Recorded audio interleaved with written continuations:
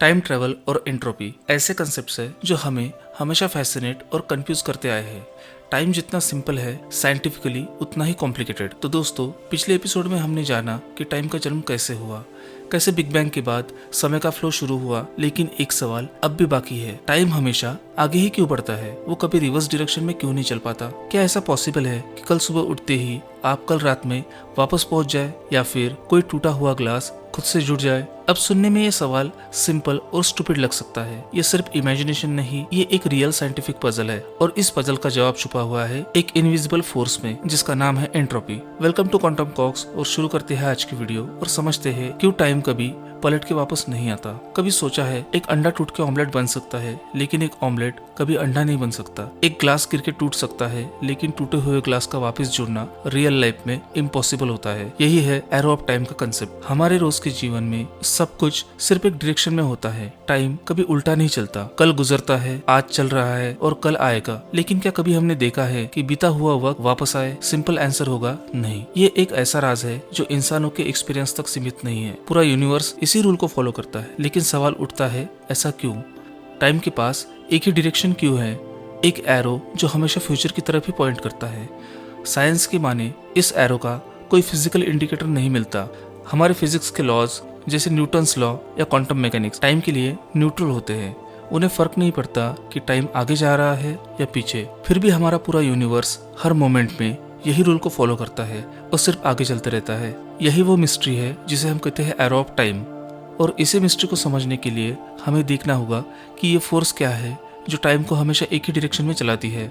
इसका जवाब छुपा हुआ है एक कंसेप्ट जिसे हम कहते हैं एंट्रोपी। अब एक अजीब सी बात सुनो, जब हम फिजिक्स के बेसिक रूल देखते हैं जैसे न्यूटन की लॉज, आइंस्टाइन की रिलेटिविटी या क्वांटम मैकेनिक्स, तो इनमें से किसी भी लॉ को टाइम से फर्क नहीं पड़ता। एक पेंडुलम को ले लो, अगर वो लेफ्ट से राइट जाता है फिर राइट से लेफ्ट, उसका मोशन अगर रिवर्स भी करो तो भी न्यूटन के लॉज को कोई प्रॉब्लम नहीं होता। यानी इन लॉज के लिए पास्ट और फ्यूचर एक जैसे ही है। फिजिक्स के इक्वेशंस टाइम को उल्टा भी सॉल्व कर सकते हैं। इसी कंसेप्ट को कहते हैं टाइम सिमेट्री। मतलब नेचर के फंडामेंटल लॉज के लिए कोई भी डायरेक्शन ऑफ टाइम फिक्स नहीं है। अगर सिर्फ साइंस के रूल्स पे चले तो यूनिवर्स का पीछे चलना भी अलाउड होना चाहिए था। लेकिन फिर सवाल उठता है, अगर टाइम सिमेट्री सच है तो रियल लाइफ में सब कुछ एक ही डायरेक्शन में क्यों होता है? तो जवाब छुपा हुआ है एक और रूल में जो सिमेट्री को तोड़ता है और टाइम को एक फिक्स डायरेक्शन देता है, और वो है एंट्रोपी। अब तक हमने देखा कि हर चीज के पीछे एंट्रोपी है, लेकिन आखिर ये एंट्रोपी चीज क्या है?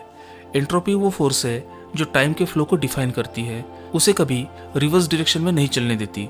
एंट्रोपी का कंसेप्ट काफी कॉम्प्लिकेटेड है। अगर पहली बार में समझ ना आए तो इस सेक्शन को फिर से रिवाइंड करके देख लेना। तो अब ध्यान से सुनिए।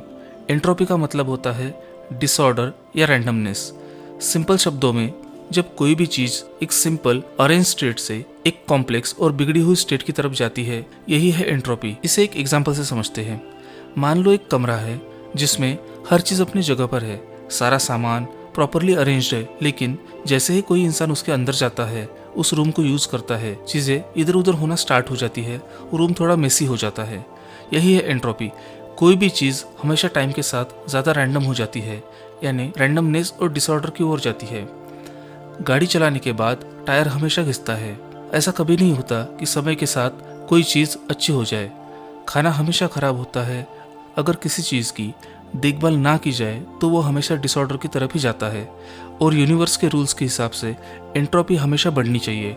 ये एक फंडामेंटल लॉ है जिसे कहते हैं सेकंड लॉ ऑफ थर्मोडायनामिक्स, और इसी लॉ की वजह से टाइम सिर्फ एक डायरेक्शन में चलता है। अगर एंट्रोपी बढ़ रही है तो इसका मतलब है कि टाइम आगे बढ़ रहा है। एंट्रोपी ही वो इनविजिबल फोर्स है जो टाइम के एरो को डिफाइन करती है।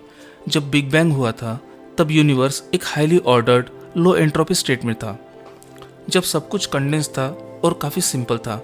और आज खरबों सालों के बाद यूनिवर्स ज्यादा रैंडम और ज्यादा कॉम्प्लेक्स हो गया है। एंट्रोपी कंटिन्यूसली बढ़ रही है और इसी प्रोसेस ने टाइम को एक रास्ता दिया, पास्ट से फ्यूचर की तरफ। तो जब हम कहते हैं कि टाइम पीछे क्यों नहीं जाता, तो उसका सिंपल सा आंसर होगा क्योंकि एंट्रोपी कभी कम नहीं हो सकती। उसका बढ़ना ही टाइम को आगे ले जाता है। अब एक और इंटरेस्टिंग सवाल, हम पास्ट को याद रखते हैं लेकिन फ्यूचर को क्यों नहीं? आखिर अगर टाइम के रूल सिमेट्रिक होते तो हमें फ्यूचर भी वैसे ही याद होना चाहिए था जैसे पास्ट होता है ना। लेकिन रियलिटी में हम सिर्फ बीता हुआ वक्त याद रखते हैं। क्या कभी किसी ने फ्यूचर को याद किया है? नहीं। ये भी डायरेक्टली लिंक्ड है एंट्रोपी के कंसेप्ट से। जब कोई इवेंट होता है, जैसे कप गिरकर टूट जाता है, तो उस मोमेंट पे इंफॉर्मेशन क्रिएट होती है। वो इंफॉर्मेशन ब्रेन में रिकॉर्ड होती है और इसलिए हम उसे याद कर सकते हैं। लेकिन जब कोई इवेंट हुआ ही नहीं, एंट्रोपी इंक्रीज नहीं हुई, तो इंफॉर्मेशन भी क्रिएट नहीं हुई। इसलिए हम फ्यूचर को याद नहीं कर सकते, क्योंकि वो इवेंट्स अब तक हुए ही नहीं है। इसका मतलब ये है कि उनका एंट्रोपी कभी चेंज हुआ ही नहीं। मेमोरी भी एक फिजिकल प्रोसेस है और मेमोरी बनना भी एंट्रोपी बढ़ने का ही पार्ट है। जब ब्रेन किसी मेमोरी को रिकॉर्ड करता है तो वो एक ऑर्डर स्टेट से डिसऑर्डर स्टेट की ओर जाता है, यानी एंट्रोपी बढ़ती है। तो हमारा याद रखना भी टाइम की डायरेक्शन का प्रूफ है। अगर एंट्रोपी उल्टा होता, यानी चीजों का रैंडमनेस या डिसऑर्डर कम होता, तो हो सकता था कि हम फ्यूचर को याद करें और पास्ट को भूल जाए। लेकिन नेचर का डिजाइन ऐसा नहीं है। एंट्रोपी हमेशा बढ़ती है, इसलिए हम पास्ट को याद रखते हैं और फ्यूचर को इमेजिन करते हैं। अब सबसे एक्साइटिंग सवाल, क्या टाइम ट्रैवल पॉसिबल है? क्या हम फ्यूचर या पास्ट में जा सकते हैं? साइंस फिक्शन मूवीज में हमने कई बार देखा है कि एक मशीन होती है, कोई बटन दबाता है और एक इंसान फ्यूचर से पास्ट में पहुंच जाता है। लेकिन रियलिटी थोड़ी अलग है। आइंस्टाइन की थ्योरी ऑफ रिलेटिविटी के अकॉर्डिंग टाइम एक फ्लेक्सिबल डिमेंशन है। ये हर किसी के लिए और हर जगह के लिए सेम नहीं होता। अगर आप स्पीड ऑफ लाइट के करीब ट्रैवल करते हो या आप किसी ब्लैक होल के नजदीक हो, तो आपके लिए टाइम स्लो हो जाता है और दूसरों के लिए नॉर्मल रहता है। इसका मतलब अगर आप लाइट के स्पीड से स्पेस की जर्नी पे जाते हो और वापस आते हो, तो हो सकता है कि आपके लिए कुछ साल गुजरे हो, लेकिन अर्थ पर कई सदियां बीत चुकी हो। ये आइडिया है फॉरवर्ड टाइम ट्रैवल का और ये थ्योरेटिकली पॉसिबल है और कुछ लेवल तक हम इसे अचीव भी कर चुके हैं, जिसे हम किसी और वीडियो में जानेंगे। लेकिन प्रॉब्लम तब होती है जब हम बात करते हैं पास्ट में टाइम ट्रैवल करने की। फिजिक्स में कोई भी क्लियर मैकेनिज्म नहीं है जिससे हम पास्ट में वापस जा सके और इवेंट्स को बदल सके। क्वांटम मैकेनिक्स के कुछ इंटरप्रिटेशन से सजेस्ट करते हैं कि अगर आप पास्ट में जाए तो एक अल्टरनेट रियलिटी बन सकती है, एक नई टाइमलाइन जहां ओरिजिनल टाइमलाइन पे कोई फर्क नहीं पड़ता। लेकिन अब तक कोई भी प्रैक्टिकल टेक्नोलॉजी या मेथड एग्जिस्ट नहीं करती जो हमें पास्ट में ले जा सके। और सबसे बड़ी बात, एंट्रोपी का रूल यहाँ भी अप्लाई होता है। अगर हम पास्ट में जाएंगे तो हमें एक ऐसे स्टेट में जाना पड़ेगा जहाँ एंट्रोपी कम थी, जो फिजिक्स के नेचुरल लॉ के खिलाफ है। तो टाइम ट्रैवल की पॉसिबिलिटी सिर्फ एक डायरेक्शन में हो सकती है, यानी कि फ्यूचर की डायरेक्शन में, वो भी अंडर एक्सट्रीम कंडीशंस, जैसे कि लाइट स्पीड के करीब ट्रैवल करना या किसी ब्लैक होल में घर बना के रहना। लेकिन पीछे जाने का अब तक ना कोई तरीका है, ना कोई कंफर्मेशन। तो जब भी हम सोचते हैं कि काश मैं पास्ट में जाके कुछ बदल सकता, साइंस हमें कहता है सॉरी मामू, नेचर ने उस डायरेक्शन का रास्ता बंद कर दिया है। तो दोस्तों, अब तक हमने बात की टाइम के बनने की, उसके फ्लो के डायरेक्शन की। लेकिन सबसे पहले हमें ये सवाल पूछना पड़ेगा, क्या टाइम रियल में एग्जिस्ट करता भी है? हमारे डेली एक्सपीरियंस में टाइम एक रियलिटी लगता है। हम सब घड़ी के मुताबिक चलते हैं, पास्ट की यादें होती है और फ्यूचर के प्लान्स बनते हैं।